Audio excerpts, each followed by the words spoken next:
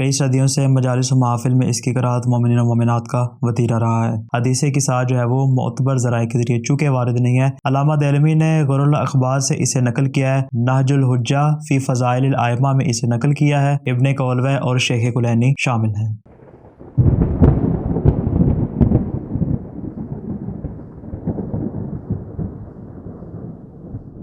بسم اللہ الرحمن الرحیم۔ اہل بیت کے فضائل و مناقب پر مشتمل ایک طویل حدیث کے جسے حدیث کسا کہا جاتا ہے، کئی صدیوں سے مجالس و محافل میں اس کی قرأت مومنین و مومنات کا وتیرہ رہا ہے، اور اس کے ذریعے دعا کی قبولیت، رحمت خداوندی کے حصول اور برکت کے حصول کو ممکن بنایا جاتا ہے، اور اس میں کسی کو بھی ذرا برابر شک کی گنجائش نہیں ہونی چاہیے، اس لیے کہ یہ اس قدر اثر انگیز ہے کہ جب بھی اس کو کسی بھی غرض کے لیے پڑھا جاتا ہے تو وہ بارگاہ خداوندی میں ضرور قبول ہوتی ہے۔ اس کی برکت سے مریضوں کو شفا ملتی ہے، انسان کو بیماریوں سے نجات ملتی ہے، اور ہر قسم کی مشکل و پریشانی اس کے طفیل حل ہوتی ہے۔ البتہ بعض افراد کی جانب سے اس کی سند کے اوپر اعتراض کیا جاتا ہے کہ حدیث کسا جو ہے وہ معتبر ذرائع کے ذریعے چونکہ وارد نہیں ہے، لہذا محافل و مجالس میں اس کو بغیر کسی معتبر سند کے پڑھنا درست نہیں ہے۔ ہم یہاں پہ انشاءاللہ اس کے کچھ مصادر ذکر کریں گے تاکہ واضح ہو سکے کہ حدیث کسا کن منابع اور کن مصادر سے ہو کر ہم تک پہنچی ہے۔ علامہ دہلوی نے غر الاخبار سے اسے نقل کیا ہے، اور یہ علامہ دہلوی 8ویں صدی کے بزرگ علماء میں سے شمار ہوتے ہیں۔ ترحیح کی المنتخب کے جن کی کتاب مجمع البحرین بھی ہے، اس میں بھی اس حدیث کو